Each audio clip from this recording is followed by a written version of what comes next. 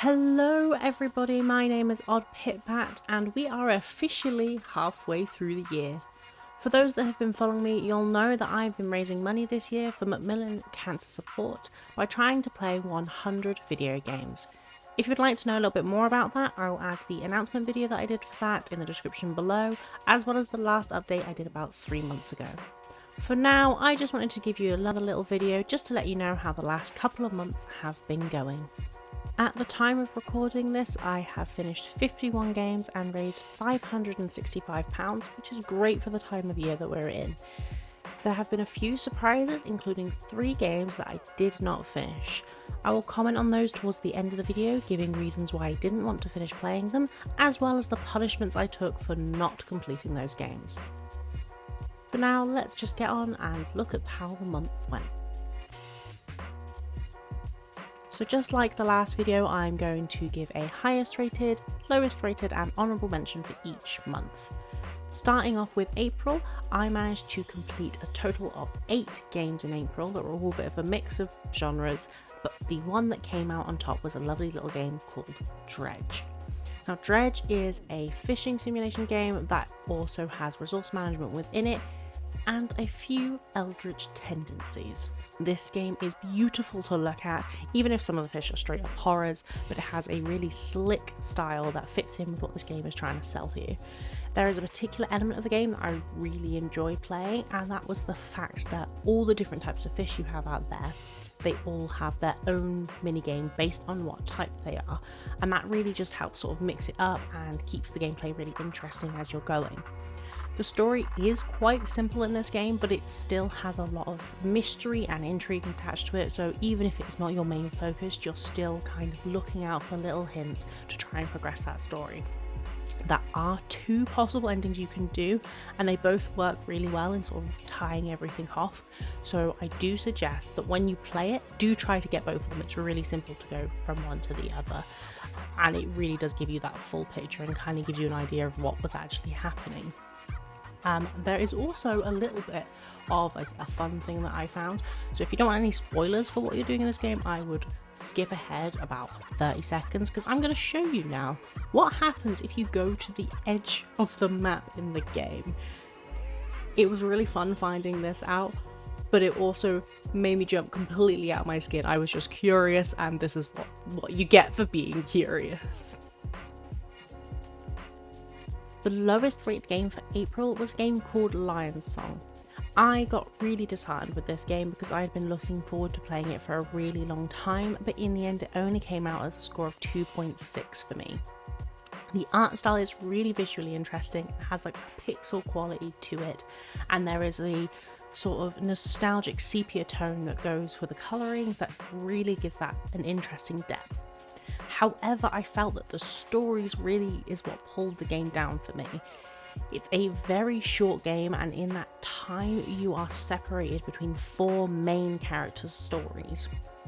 I didn't feel like you were with them for any length of time that allowed you to build that real connection with them to understand and care about the outcomes of their story. But there is a sort of line of interconnectedness that they all have, which is a sort of interesting, but the way it then came together towards the end didn't really feel that satisfying for me. I feel like if there was more time with the characters, I would have enjoyed it a lot more because I would have understood a lot more about them. It's not a bad game in that sense, and the story isn't awful, it's just not one that I enjoyed or felt invested in. The way you play this game as well is quite a point and click sort of method, and there are sort of variations on endings you can get, and you get like a stat of how many people manage to get those endings, which is really cool and interesting. But I was finding that no matter what I got, I was just like, okay, cool, let's move on. So bit of a disappointing one for me, but one I do think that maybe other people would really enjoy. My honourable mention is a game called Gravity Rush. This game came out with a score of 3.8 and is so damn fun to play. The visuals really hold up with this game considering it's a remastered game, and that remaster itself came out in 2017, so it's getting there in terms of game age. The main mechanic of this game is you sort of flipping your gravity so you can fight and traverse around the town, and it's such a unique mechanic that I've seen in a game that's sort of open world like this, and was an absolute joy to do. You just fling yourself about the city and crash land on street level whenever you want to. It's really fun and quite unique, and I just had an absolute blast with it.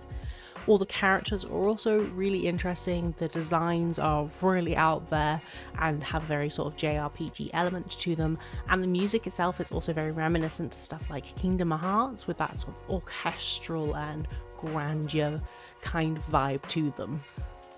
There is a underlying mystery of the story to this game, trying to figure out who you are, where you've come from, why do these powers exist and stuff like that.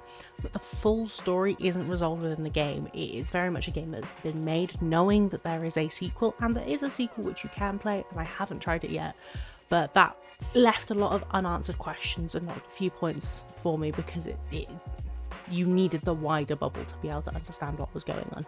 But I was absolutely hooked with it, and I definitely will be trying the second game at some point. In May, I managed to finish a total of 11 games, which really helped me in catching up with my play number, with the highest rated game of this being a wonderful little game called Death's Door. I scored this a 4.6 as well, and also had a lot of fun playing this game. It's not usually a game I would choose first, especially after me not finishing Tunic, but I will explain more on that later on. The game follows a little bird reaper who has to try and reclaim a lost soul to complete his work, and he's just an adorable little guy. I mean, look at this little guy. I love him dearly. The mechanics of the game as well work sort of like roguelike-esque, where you sort of come back after you've died, you can try again.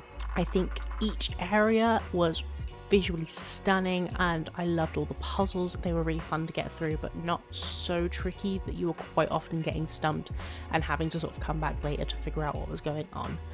The fighting mechanics as well worked really well. They rewarded you having a measured approach to going towards bosses, like you would have to consider how they attack, start learning their patterns, and adjust your fighting style to them. And it really worked well if you did that, because they are relentless in some cases. There are a few very simple twists and turns as well, but there is also 2 different endings. So when you finish the game, you get one ending, and that's sort of the completion of the game. But then you collect all sorts of collectibles to get a true ending as well. I love that sort of extra layer that just rewards you for taking care, taking your time, and actually really thoroughly exploring and looking at your surroundings. The lowest game of this month was Quantum Break, coming out with a solid middle score of 3. It's a shame because I did genuinely really like this game, but I am quite biased as I am a massive fan of the Remedy games, with Alan Wake and Control being some of my all-time favourite games. This one, however, tried to do something a bit differently, and sadly is part of the reason that it's sort of fallen short of that mark. This game was designed as a tie-in with a series, so as you complete a section of the game, you then watch the series episode, and that sort of fills in parts of the story. With the version that I played, the episodes didn't work, so that kind of ruined a lot of the story for me, because there were chunks of it I was missing that I was having to try and pick up through context clues. And with it being a game that's based on your choices as well, it made it really difficult to try and figure out what was happening between those moments that I was playing. The gameplay is really simple as well. It is a lot of run, sneak, gunfight, run, sneak, gunfight, run, sneak, gunfight, and that kind of follows that formula throughout a lot of the game. There is some sort of time-based powers that I will say that you get that make it quite fun to have with the battles, but it is quite repetitive, and sometimes you can have quite a long section of fighting. I did enjoy playing this game a lot, but with the fact that the episode's not really working, and there being a section where I broke it, yeah, everything just sort of disappeared. I don't know how I did it. I had to sort of restart to get it back, but it kind of lessened the score for me. It was really fun, but yeah, moving on. The honourable mention I have for May is a game called Boxes. For those who have been following my channel for a very long time, you'll know that there is a puzzle game series called The Room, which I absolutely adore. Boxes is very much from the same vein of those games, so it would be really strange for me not to at least mention it within this game series. I scored it a total of 4.2, and like I said, it is just sort of not a carbon copy, but very much an homage to those Room games. It has this beautiful escape room steampunk vibes with hints to otherworldly elements that are beyond our grasp and control. The visuals are really slick. The puzzles toe that line perfectly of being quite challenging but not impossible, and each room that you solve gives you items to solve a larger puzzle in the central room that you keep going back to. I just thought it was really tight how it was all put together, and how, like in the room, you've got little like letters and stuff you find around that give you those tiny little nuggets of story throughout. So there is still a narrative, but you're mainly here to solve the puzzles, and the puzzles were really creative, and some were a little bit wacky, but you kind of got it. There were some like hidden elements in the puzzles, and some bits where you're like, okay, I found this piece, but I'll have to come back to it later. It was great. I could talk for ages about games like this, so I just had to make sure it was in my honourable mentions for this month. If you are enjoying this video, don't forget to like it and then subscribe to my channel. You can also follow me on other forms of social media, which I will put in the description, and remember that I do stream on Twitch on Wednesdays and Saturdays, playing the kind of games that I have mentioned in this video. Don't forget that I'm also doing all of this for Macmillan Cancer Support Charity, so if you could go down to the description, follow the link for the Just Giving page and donate, I will be extremely grateful. If you don't have the means to donate, don't worry, you can still help out by sharing all of this information and getting all your friends to donate instead. Anyway, let's get back to it. June was another busy month with me completing a total of 9 games, and the one coming out on top with a score of 4.6 was Beacon Pines. Beacon Pines is an adorable and stunning game. It was absolutely charming and I really loved playing this. The art was bright and details, and just look at the design of these characters. It was a great adventure game framed through a storybook that you have the chance to choose in certain sections how the path goes. You do these choices with the selection of charms that you collect throughout the game, and there are certain charms you can use at certain points, but that will help determine where that point of the story will go. It will absolutely tug at all of your emotions, and there are parts where I fully cackled and then cried. It was so good in that respect. There is sort of a great mystery that you only ever get from friends filling their summertime exploring the mysteries of their town. There are so many typical tropes like that in this game, and that's kind of what made it quite fun and was really well put together for me. It is quite short, so I would absolutely love to see more of it, or to see different endings depending on how you decided. Like, there are some points where it just sort of ends after a decision because it's the wrong one. It would be nice to see a wrong decision go full through a story to have a completely different larger ending, rather than there being one sort of proper ending. At the bottom of the month, we have Aquarium Designer. I scored this game a total of 3, but that was mainly due to just the simplicity of it. You get orders to design aquariums, you do that, you move on to the next one. There are a lot of options you can have to design the tanks, and you mostly get full reign on what you can do. There are a few items for each order that you have to hit, but other than that, you can kind of go buck wild. It's a very chill game, and I can see myself returning to it for just some zen time and a bit of a creative outlet. And there is a really nice feature where you can kind of put it on a camera mode that just sort of shows the tank and you can just watch the fish go around. It's quite good for maybe someone that wants to have a fish tank or pets but doesn't have the room for it. You can kind of set this up to be almost an all-round stream of it. And there is even a mode where you can have sort of a realistic tank where you have to make sure you're balancing the pH levels, make sure you've got the right kind of plants to work together, the temperature's correct, you're feeding your fish. All of that would kind of simulate owning those fish but within the game. So that could be quite good for people that want that. It is just a very simple, basic, standard simulation game. And then we're on to the last honourable mention for this video, which is 5 Dates. This came out with a score of 3.6, and if you're not familiar with the Wales Interactive team, almost all of their games are full motion video.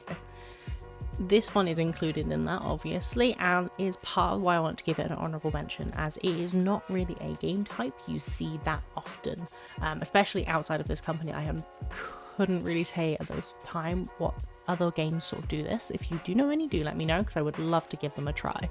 But this is basically a choose your own adventure game, but is framed around dating during the pandemic.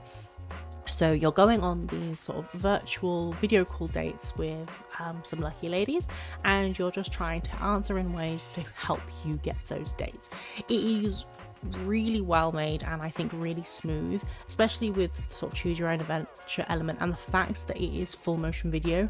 There is a lot of chance that you could get some disconnect in some of the lines, but they don't quite flow together, but there was never any point that I found that. The stories can get a little bit wild in some places, and I do find that sometimes when you choose an option, it's absolutely not what you expect it to be, which is very common with these sort of choose the dialogue kind of games. But it was a really interesting concept with the gameplay and the live action method of it, and I just had a lot of fun playing it. You do get some second-hand embarrassment, which makes sense because you're essentially watching in on someone having a date, so when you do badly it feels really awkward. But there's sort of nice little elements, like you can go in the menu at any time and see sort of what percentage we'll say likability that you have with the dates you're going, so you can see if some of your choices kind of went good or bad and adjust from then on. It's put together in a really nice way, and I do really suggest that you give it a go. If not this game, another game from that company, because they're just really unique in the way they set up, and everything just sort of flows really nicely and they're really enjoyable to play. So as mentioned earlier, I had 3 games that I did not finish in the last couple of months, so I just wanted to give you a bit of clarity on why I did not finish them, and then let you know the forfeits I ended up pulling as a result of this. The first game that I had was one called Mind Scanners. It was mainly of sort of the art style that led me to play this game, as well as it being a game that is very similar to Papers, Please, which was quite an enjoyable one to play. I just found that I was getting constantly frustrated with this and constantly making little mistakes that would take me back an entire day, and I was having to redo a lot of things over and over again, and I just completely lost the vibe that I had with it. So I decided that it was probably better off to stop playing it, move on, and because of that I managed to pull the forfeit that my chat would write a tweet. Now I'll put the tweet up on the screen here, and I think they let me off quite lightly.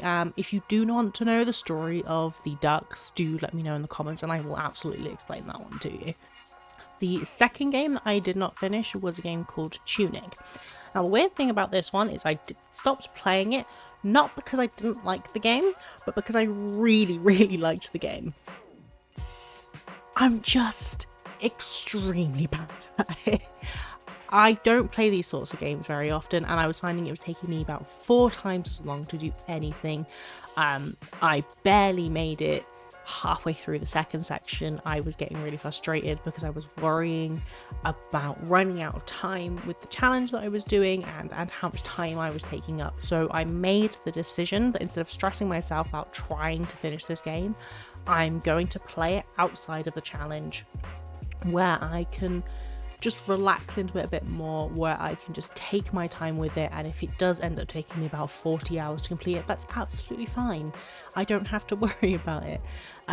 Because of this, I ended up pulling the forfeit that I was not allowed to play games for 24 hours, which is quite ironic, seeing as I pulled the forfeit because I didn't want to keep wasting the time for the challenge, and I also pulled the forfeit right at the beginning of the stream, so that was a very short stream day that day. Then lastly, we had Rains Down Players. This one I stopped playing for a very simple reason of I just really didn't like it. It was a really simple and kind of quirky game that had a sort of pixel 8-bit style, which was alright, but I think it would sort of oversimplified in that sense, and the mechanics were very, very basic, and there wasn't really much of a story that was holding my attention. I even got to a point where I was like, I don't even want to just try for another hour to just sort of power through. I was just more than happy to stop playing and pull a forfeit for it. The forfeit I got for this one was that chat keybound the next game I was playing on stream, which at the time was me playing Plague Tale, and I think I did quite well considering they changed all my keys and they swapped them around. I wasn't too disastrous actually, and if you do want to see that stream, it is on my full streams channel, which I will also link below for you. Thank you very, very much for watching this video and all the support you have given me already. Don't forget to like this video and to subscribe to the channel, and to go and check out all my other social media. I stream every Wednesday and Saturday on Twitch, 8:30 UK time, so do come and check those out. And remember, if you can, I am raising money for Macmillan Cancer Support, so the link will be in the description there for you. If we get to £750 soon, I will be doing another game giveaway, and then after that, if we hit £1,000, there will be a chance for the regulars of my Twitch chat to take over the stream for a day, so that could be good fun. Do help us reach those goals, and do check us out. Don't forget to spread the word if you can, and I hope to see you all again soon. Until next time, bye!